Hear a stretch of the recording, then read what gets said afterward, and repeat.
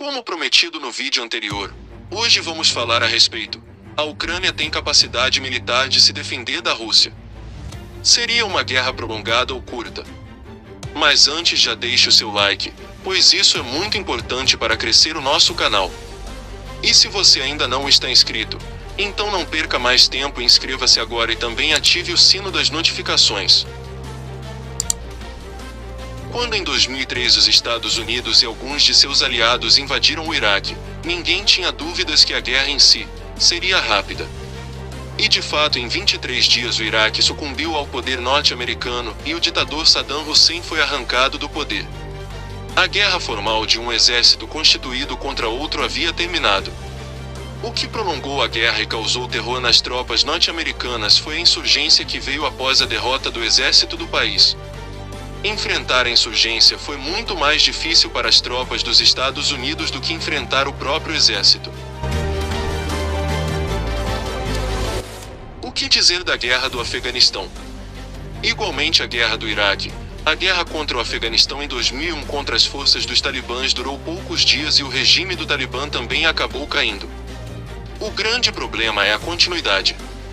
É enfrentar a insurgência que pode estar em todo lugar, pois podem facilmente se disfarçar em meio à população civil. Em ambos os casos, seja no Afeganistão que por sinal durou 20 anos de uma ocupação e guerra que parecia não ter fim, seja no Iraque onde a ocupação durou 8 anos, sendo de longe mais difícil para os norte-americanos derrotar a insurgência do que o próprio exército. Ficou provado que não é difícil derrotar o exército mais fraco, é mais difícil o que vem depois, como por exemplo se manter num país ocupado por longos anos. No caso da Ucrânia, esse país mesmo com apoio contínuo da OTAN, recebendo tanques de guerra e aeronaves de combate, é surreal imaginar uma vitória da Ucrânia sobre a toda poderosa Rússia, e eu já vou explicar o porquê. Para começo de história, a Força Aérea Ucraniana está muito sucateada, contando com aeronaves mais novas datando de 1991, ano que chegou ao fim a URSS. Para combater a Força Aérea Russa, os ucranianos podem reunir apenas 285 aeronaves totais divididos em caças bombardeiros Su-24, jatos de ataque Su-25, e caças MiG-29 e Su-27 que Kiev herdou da União Soviética em 1991, quando a maioria dessas aeronaves já tinha uma década. A Ucrânia não adquire um único caça tripulado ou avião de ataque novo há 30 anos. Em contrapartida, os russos podem enviar para a Ucrânia pelo menos 500 aeronaves modernas ou modernizadas, sendo os mais recentes caças Su-34, Su-35, MiG-35 e Su-57, além dos mais modernos drones. Mas segundo alguns especialistas militares, os russos sequer precisariam enfrentar os caças ucranianos em combates aéreos. Basta para isso enviar os sistemas de defesa antiaérea S-400 para próximos da fronteira de Donbás que sequer os caças ucranianos poderiam levantar voo, sendo abatidos por esses sistemas ainda na decolagem. Por terra seriam aproximadamente 20.000 tanques russos contra 2.400 tanques ucranianos.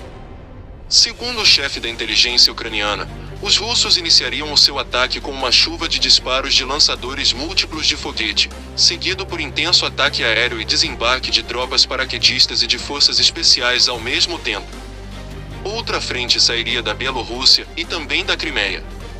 Mísseis de curto alcance Iskander, tão temidos pelo Ocidente por poderem transportar ogivas nucleares, seriam usados, disse o chefe de inteligência Kirilo Budanov. Considerações finais.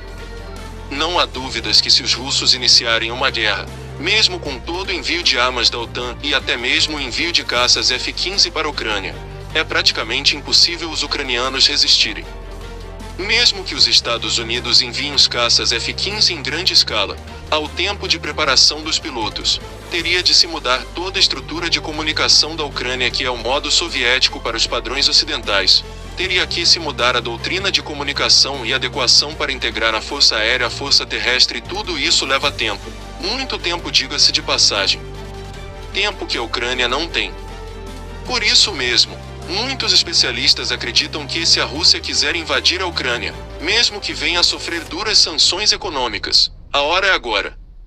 Deixar o tempo passar é dar tempo para a Ucrânia tentar resolver todas as suas fragilidades. Ao meu ver, o problema maior para a Rússia seria após a derrubada do regime de Kiev e manutenção de suas tropas em terreno hostil. Enfrentar uma insurgência pode ser muito pior do que derrotar o exército ucraniano e, nesse sentido, sim, a guerra poderia ser muito prolongada.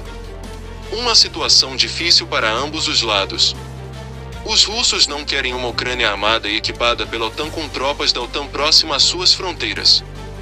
Os ucranianos não querem ser invadidos e ter seus países destruídos pela guerra. Quem não tem nada a perder em ambos os casos são os Estados Unidos, que estão a milhares de quilômetros dessa confusão toda, esperando o momento certo para financiar a modernização das tropas ucranianas como um todo. Gostou desse vídeo? Então deixe o seu like e sua opinião nos comentários abaixo. Até o próximo vídeo.